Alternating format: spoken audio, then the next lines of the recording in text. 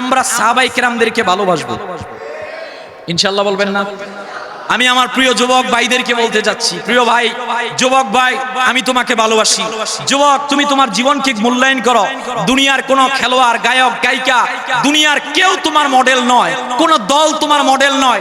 তোমার দল যদি মডেল হয়, ওইটা হবে সাহাবীদের দল। কথা বলেন ঠিক কিনা? তুমি যদি শক্তি চাও, সাহাবীদের জীবনের দিকে তাকাও। তুমি যদি এই দুনিয়ার মধ্যে সাহস চাও, তাহলে বদরের প্রান্তের দিকে তাকাও। তুমি যদি ধৈর্য শিখতে চাও, মক্কাতুল মুকাররমার মধ্যে সাহাবীদের দিকে তাকাও। তুমি যদি নেতৃত্ব শিখতে চাও, খোলাফায়ে রাশিদিনদের দিকে তাকাও। মনে রাখবেন, পৃথিবীতে বদলাতে লাখো মানুষের প্রয়োজন নাই। পৃথিবীকে বদলানোর জন্য এত লক্ষ লক্ষ মানুষের দরকার নাই। প্রয়োজন 313 জন ঈমানদারওয়ালা মানুষ।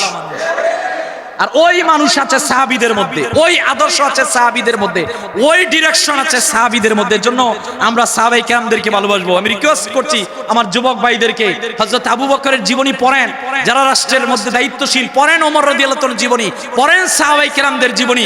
আপনি যখন পড়বেন, আপনার ভিতরে শক্তি সঞ্চার হবে, কারণ আপনার ইতিহাস আছে, আপনার ইতিহাস আছে। এই জন্য সাহাবায়ে কেরামদেরকে 1 নাম্বার ভালোবাসা। 2 নাম্বার, সাহাবীদের প্রতি বিদ্বেষ থেকে আমাদেরকে বেঁচে থাকতে হবে।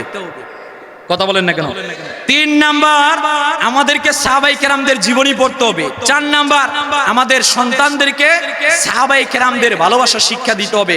সাহাবায়ে কেরামদের জীবনী মাঝে মধ্যে পড়ে পড়ে শোনাতে হবে, ওনারা কেমন ছিলেন।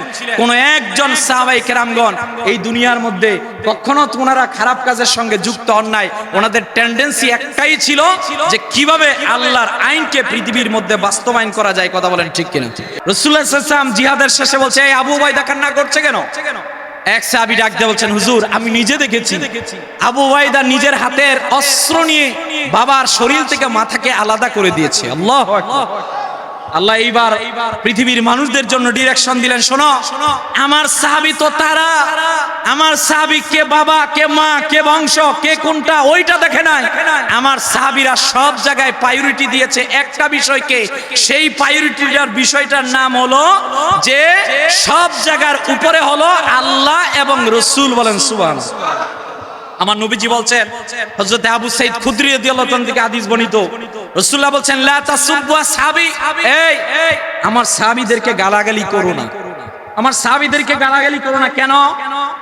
তোমরা যদি সাহাবীদের পরবর্তী প্রজন্ম যদি উহুদ পরিমাণ 6 কিলোমিটার লম্বা এই উহুদ পরিমাণ যদি কেউ দান করে, এই দানটা টাকা পয়সা না, স্বর্ণ। বর্তমান বাজারে স্বর্ণ খুব দামি, আপনারা জানেন।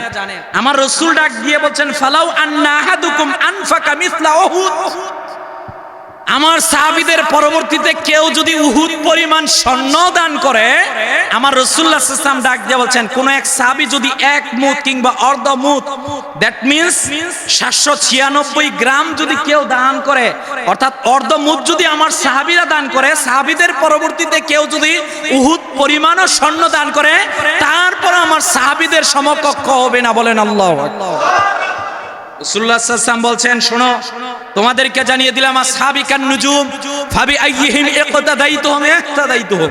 রাসূলুল্লাহ সাল্লাল্লাহু আলাইহি ওয়াসাল্লাম বলছেন, আল্লাহ আল্লাহ ফি আসহাবি লা তাত্তাকিদুম ওয়ারাদা মিন বাদি ফামান আহাব্বাহুম ফাবি হুব্বি আহাব্বাহুম। রাসূলুল্লাহ সাল্লাল্লাহু আলাইহি ওয়াসাল্লাম বলছেন, আশারায়ে মুবাশশিরের 10 জন জান্নাতি সাহাবীদের কথা রাসূলুল্লাহ সাল্লাল্লাহু আলাইহি ওয়াসাল্লাম কখনো বদরি সাহাবীদেরকে জান্নাতি বলেছেন, কখনো বাইআতে রিদওয়ানের সাহাবীদেরকে জান্নাতি বলেছেন, কখনো উহুদের সাহাবীদেরকে জান্নাতি বলেছেন। যেই জায়গায় রাসূলুল্লাহ সাল্লাল্লাহু আলাইহি ওয়াসাল্লাম চূড়ান্ত কথা বলেন, আমার সমস্ত সাহাবীরা জান্নাতের পথে অগ্রগামী। সুবহানাল্লাহ। এইবার রাসূলুল্লাহ সাল্লাল্লাহু আলাইহি ওয়াসাল্লাম উম্মতদের মাঝখানে বর্ণনা করলেন, শোনো, তোমাদের কাজ নয় এইটা, তোমরা কখনো কোনো অবস্থায় আমার সাহাবীদেরকে গালাগালি করবা। কথা বলেন, গালাগালি করবা। সম্মানিত উপস্থিতি, বড় ভারাক্রান্ত হৃদয় নিয়ে বলতে হয়। আমি খুতবার প্রারম্ভে আপনাদেরকে বলেছি, আজকের এই জামানার মধ্যে একদল লোক বাহির হয়ে গিয়েছে যারা সাহাবায়ে কেরামদের সমালোচনা করে। নাউজুবিল্লাহ বলেন। হয় না? আরো আওয়াজ দিয়ে বলেন। আমরা, এইটা আমাদের ধ্যান ধারণা বিশ্বাস, কেউ যদি সাহাবায়ে কেরামদের বিরুদ্ধে কথা বলে, কেউ যদি সাহাবায়ে কেরামদেরকে সমালোচনা করে, আমরা তাদের পক্ষে। হয় না? আরো আওয়াজ দিয়ে বলেন, আমরা তাদের পক্ষে। ভাই, আপনি তো শিয়া না, শিয়াদের আকীদা হচ্ছে হযরত আবু যর গিফারী রাদিয়াল্লাহু তাআলা আনহু, আবু মুসা আশআরী রাদিয়াল্লাহু তাআলা আনহু, সালমান ফারসি রাদিয়াল্লাহু তাআলা আনহু ছাড়া এই তিনজন সাহাবী তারা ছাড়া যত সাহাবায়ে কেরামগণ ছিলেন সবাই মুরতাদ হয়ে গেছে। নাউজুবিল্লাহ। হয় না? আরো আওয়াজ দিয়ে বলেন। আপনি তো ভাই শিয়া না, আপনি তো মুসলমান, আপনি পিওর মুসলমান। কথা বলেন না কেন? আপনার মানহাজ এইটা, আপনার আকীদা হবে এইটা, as-সাহাবাতু কুল্লুহুম উদুল। আহলে সুন্নাত ওয়াল জামাতের রায় হচ্ছে এইটা, সমস্ত সাহাবায়ে কেরামগণ ন্যায়পরায়ণ, সত্যনিষ্ঠ, সত্যবাদী। সাহাবায়ে কেরামগণ হচ্ছেন মিয়ারে হক। কথা বলেন ঠিক কিনা? সাহাবীদেরকে ভালোবাসা দিন ইমানের অংশ। সাহাবীদের সমালোচনা করা হারাম, কবিরা গুনাহ। যারা সাহাবীদের সমালোচনা করে এরা হচ্ছে এই সমাজের মধ্যে পথভ্রষ্ট। কথা বলেন ঠিক কিনা? মনে রাখবেন, সাহাবীদের বদদুয়া যদি কোন দলের উপর থাকে, এটা ইসলামী দল হোক, নন ইসলামী দল হোক, যেই দলই হোক না কেন, কোন দলের উপর যদি সাহাবীদের বদদুয়া থাকে, কোন দলের নেতা যদি, কোন দলের কর্মী যদি সাহাবীদের সমালোচনা করে, কখনো ওই দল পৃথিবীর মধ্যে সফলকামী হতে পারবে না। কথা বলেন ঠিক কিনা? আমার আশ্চর্য লাগে, আপনি শুনলে আশ্চর্য হবেন। লেকচার দিতে দিতে গিয়ে বলে সাহাবায়ে কেরামগণ নাকি প্রেম ভালোবাসা করতেন। মাত্র 5 জন বলছেন। হয় না? আরো আওয়াজ দিয়ে বলেন। হযরতে আপনি জানেন আব্বাসী খলিফা হারুনুর রশিদ ছিলেন। এই হারুনুর রশিদের জামানার মধ্যে একবার তিনি এক খোদাদ্রোহীকে শাস্তি দিবেন। এই খোদাদ্রোহীটা সাহাবায়ে কেরামদেরকে নিয়ে সমালোচনা করত। আব্বাসী খলিফা হারুনুর রশিদ তাকে যখন মৃত্যুদণ্ড কার্যকর করবে, তখন ওই মুহূর্তের মধ্যে বলছেন, এই তুমি সাহাবীদের সমালোচনাকে কেন লক্ষ্যবস্তু বানিয়েছো? সে বলছে, শোনেন বাদশা, আপনাকে মৃত্যুর আগে একটা কথা বলে যাই। আমাদের একটা মিশন আর ভিশন আছে। যদি আমরা সাহাবীদের চরিত্রের মধ্যে কালেমা লেপন করতে পারি, যদি সাহাবীদেরকে আমরা বিতর্কিত করতে পারি, তাহলে এমনিতেই মানুষেরা ইসলামের মধ্যে সন্দেহের মধ্যে পড়ে যাবে। আপনি যখন সাহাবীদের বিরুদ্ধে আঙ্গুল তুলবেন, এটা সাহাবীদের চরিত্র নিয়ে কথা বললে, তো সাহাবায়ে কেরাম তো আল্লাহর হাবিব সাল্লাল্লাহু আলাইহি ওয়াসাল্লাম থেকে কোরআন বর্ণনা করেছেন, হাদিস বর্ণনা করেছেন। আপনি যখন সাহাবীদেরকে বিতর্কিত করবেন, ওই কোরআন হাদিস কি আমাদের পর্যন্ত আসে? কথা বলেন, আসে? আচ্ছা, একটা সহজ কথা, আলহামদুলিল্লাহি রাব্বিল আলামিন, এটা কি ভাই? কোরআনের আয়াত। কথা বলেন না কেন? ইন্নামাল আ'মালু বিন্নিয়াত, এইটা কি? হাদিস। আপনি জানলেন আলহামদুলিল্লাহি রাব্বিল আলামিন, এইটা কোরআনের আয়াত। ইন্নামাল আমালু বিন্নিয়াত, এইটা হাদিস। ও ভাই, অন্যান্য সাধারণ আরবি আপনার সামনে দিলে এই দুইটাকে যদি দেওয়া হয়, আপনি দেখেই বলে ফেলবেন এইটা কোরআন, এইটা হাদিস। প্রিয় ভাই, সম্মানিত মুসল্লিয়ানে কেরাম, আপনি এই যে বুঝতে পারছেন কোনটা কোরআন কোনটা হাদিস, এইটা তো বুঝার ক্ষেত্রে আপনি তাদের দ্বারাই বুঝতে পারছেন যে এইটা ভূমিকা রেখেছিলেন সাহাবায়ে কেরামগণ। যদি সাহাবীরা বর্ণনা না করতো, তাহলে আপনি বুঝতে পারতেন না কোনটা হাদিস কোনটা কোরআন। কথা বলেন ঠিক কিনা? তাহলে সাহাবীদের সমালোচনা করা মানে কোরআনকে বিতর্কিত করা, সাহাবীদের সমালোচনা করা মানে হাদিসকে বিতর্কিত করা। কথা বলেন ঠিক কিনা? এজন্য সম্মানিত হাজরিন, আজকের এই জামানার মধ্যে সাহাবায়ে কেরামদের বিরুদ্ধে একদল দাঁড়িয়ে গিয়েছে। এরা সাহাবায়ে কেরামদেরকে বিতর্কিত করার জন্য উঠে পড়ে লেগেছে। আমরা এইটা দ্ব্যর্থহীন কণ্ঠে বলতে পারি, কুরআনুল কারীমের অসংখ্য আয়াত থেকে আমরা দলিল দিলাম, রাসূলুল্লাহ সাল্লাল্লাহু আলাইহি ওয়াসাল্লামের অসংখ্য হাদিস মোবারক থেকে আমরা এইটা দলিল দিলাম, কোন সাহাবায়ে কেরামদের সমালোচনা করা যাবে? কথা বলেন, কোন সাহাবীদের সমালোচনা করা যাবে? যারা সাহাবীদের সমালোচনা করবে, আমরা তাদের সাথে, আমাদের অবস্থান সাহাবীদের পক্ষে। হাত তুলে দেখাতে হবে, হাত নামান। আমাদের অবস্থান কাদের পক্ষে? সাহাবীদের পক্ষে। কারণ সমস্ত সাহাবীরা জান্নাতি। সুবহানাল্লাহ। সমস্ত সাহাবাদের ক্ষেত্রে রাসূলুল্লাহ বুখারী মুসলিমের হাদিস, সাহাবায়ে কেরামগণ দুনিয়ার মধ্যে আল্লাহর সাক্ষ্যদাতা। সমস্ত সাহাবায়ে কেরামগণ আল্লাহর পক্ষ থেকে মনোনীত, কবুলকৃত। আল্লাহ বলেন উলাইকা হুমুল মুমিনুনা হাক্কা, আল্লাহ বলেন উলাইকা হুমুর রাশিদুন, আল্লাহ বলেন উলাইকা হুমুল মুকাররাবুন, উলাইকা হুমুল মুফলিহুন, লাহুম মাগফিরাতু ওয়া আজরুন আযীম। যারা আত্মীয় ছেড়েছে রাসূলুল্লাহর জন্য, যারা দুনিয়া ছেড়েছে রাসূলুল্লাহর জন্য, যারা ক্ষুধার যন্ত্রণা নিজের মধ্যে এনেছে রাসূলুল্লাহর জন্য, যারা অপমান সহ্য করেছে রাসূলুল্লাহর জন্য, যারা ফাঁসিতে ঝুলেছে রাসূলুল্লাহর জন্য, ওই রাসূলুল্লাহ সাল্লাল্লাহু আলাইহি ওয়াসাল্লামের জন্য যারা জীবনকে অকাতরে বিলিয়ে দিয়েছে। রাসূলুল্লাহ বলেন না সাবিকান নুজুম ফাবি আইহিম ইকতাদাইতুম ইহতাদাইতুম, যাদের ক্ষেত্রে রাসূল বলেছেন এরা সরল সঠিক পথে আছে, সুতরাং ওই সাহাবীদের সমালোচনা আমরা মেনে নিব, আমরা মেনে নিব না। এটা আমাদের আকীদা, এটা নিজের স্মৃতিপটের মধ্যে ঢুকান। আজকে একদল সমালোচনা করতে করতে রাসূলুল্লাহ সাল্লাল্লাহু আলাইহি ওয়াসাল্লাম পর্যন্ত সমালোচনা করে। নাউজুবিল্লাহ।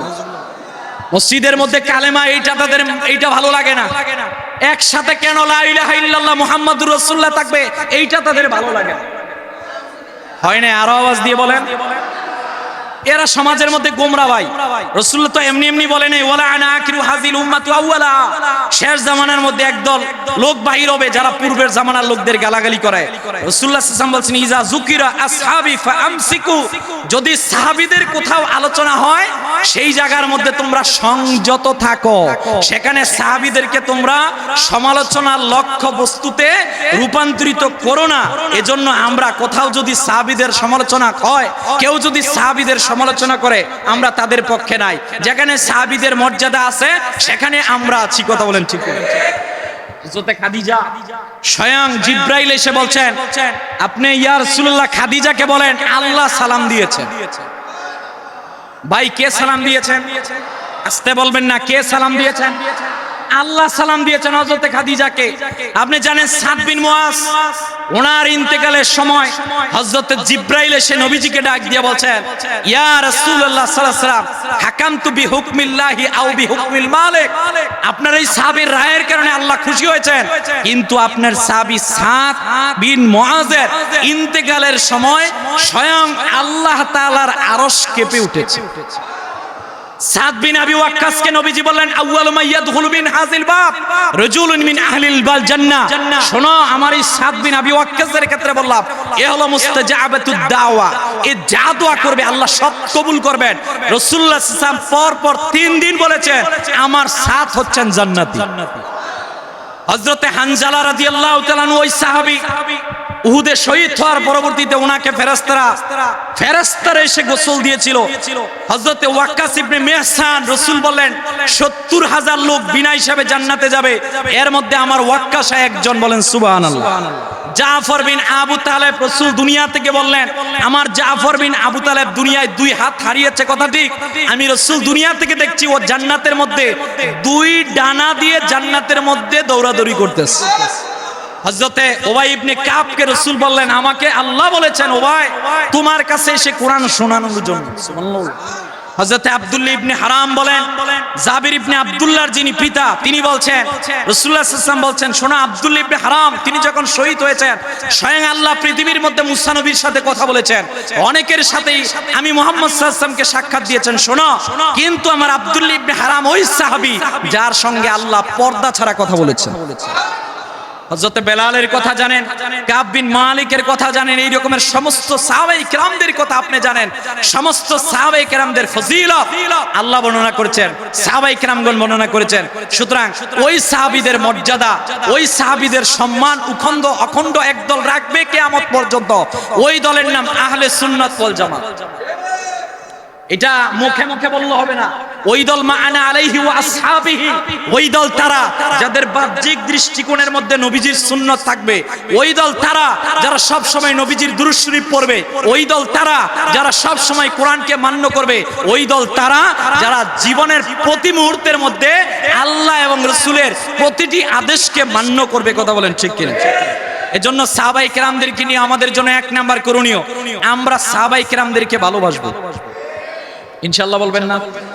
আমি আমার প্রিয় যুবক ভাইদেরকে বলতে যাচ্ছি, প্রিয় ভাই, যুবক ভাই, আমি তোমাকে ভালোবাসি। যুবক, তুমি তোমার জীবনকে মূল্যায়ন করো।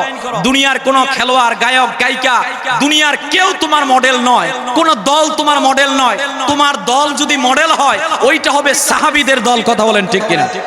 তুমি যদি শক্তি চাও সাহাবীদের জীবনের দিকে তাকাও, তুমি যদি এই দুনিয়ার মধ্যে সাহস চাও তাহলে বদরের প্রান্তের দিকে তাকাও, তুমি যদি ধৈর্য শিখতে চাও মক্কাতুল মুকাররমার মধ্যে সাহাবীদের দিকে তাকাও, তুমি যদি নেতৃত্ব শিখতে চাও খোলাফায়ে রাশিদিনদের দিকে তাকাও।